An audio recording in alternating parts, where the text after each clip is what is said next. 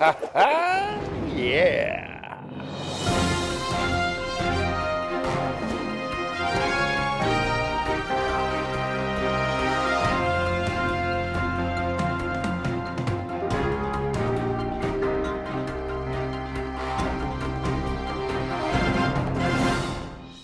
Who am I? Why am I here? What am I doing? Where am I going? These are the questions I ask myself on a daily basis. And the answer to all of them, I have no clue. I have absolutely no idea. You know, there's a saying I heard once, the older you get, the less you know. And I feel like that is true. When you're young, you think you know everything, and as you grow older and get more knowledgeable, well, you're just faced with more questions. The more knowledge you get, the more you have to question things and why they are the way they are, and where are we going? Who are we? Why are we here? All these universal questions that no one ever has an answer to. But you know what? I have an answer to one of them. Where am I going? Well, usually I have no clue. And well, actually this morning, I woke up in Tracy and I didn't know which direction I was going to head. And I started looking at the map and I thought, you know what? I haven't headed east into the Sierras from this point, like to, say, Sonora. There's Jamestown, which has this super cool train museum, late 1800s. It's actually a functioning train. You can ride it on the weekends, and that is actually where they filmed Back to the Future 3, the one that takes place in the Old West, and when they ride on the train, well, all that's filmed up in and around Jamestown on that old steam train locomotive rail line. And I thought that would be cool to go up there.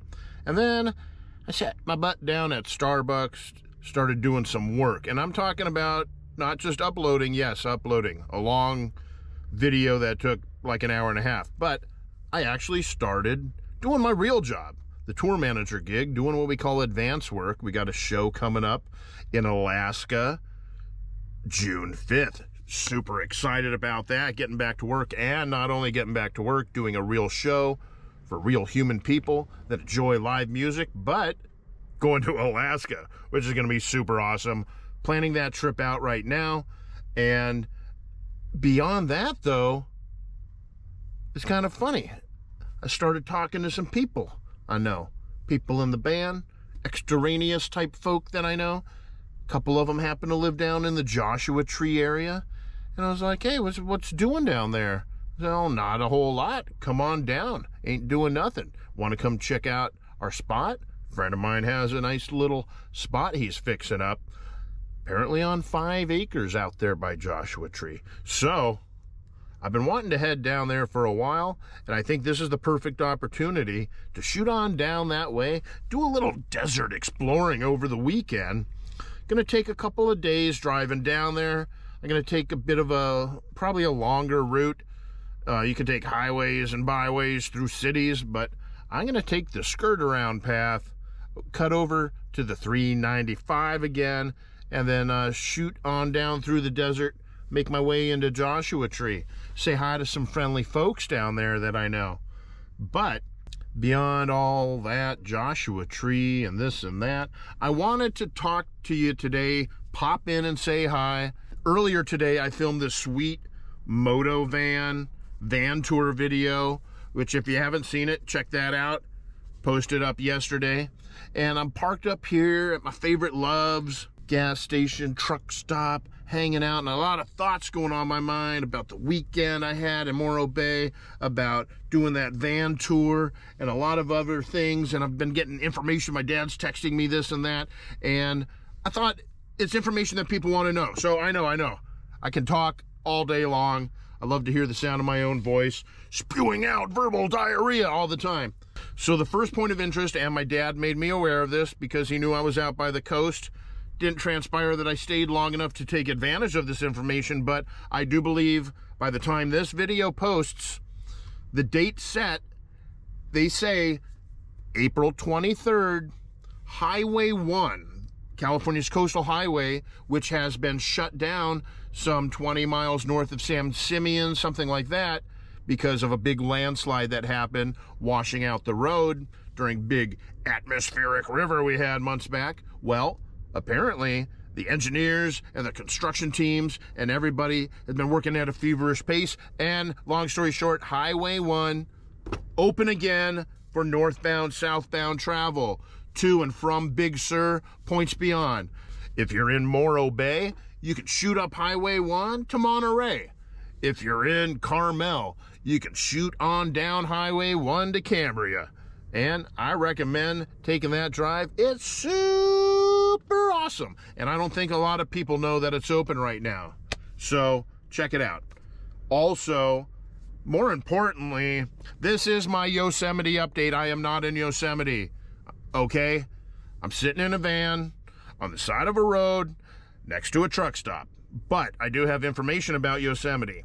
Now, during the lockdown, Yosemite had instated a reservation entry system. You got to go onto their stupid website. That sucks. So you got to go on to recreation.gov and you got to reserve yourself a spot during the lockdown. Well, they're reinstating that program starting, what day is it?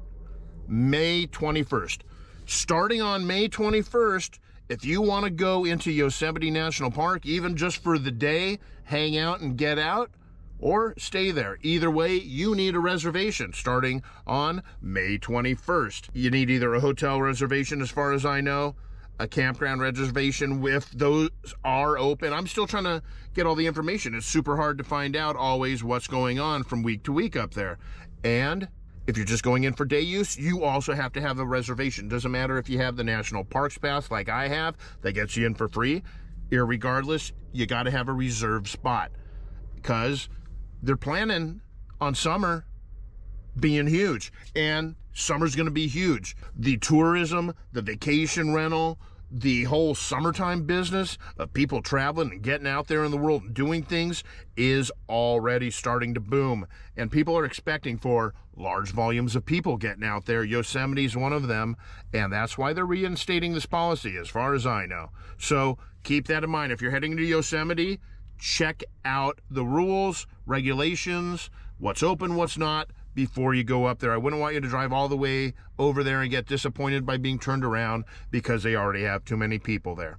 Having found out that information after going to Joshua Tree this coming weekend, the following weekend, you know where I'm going.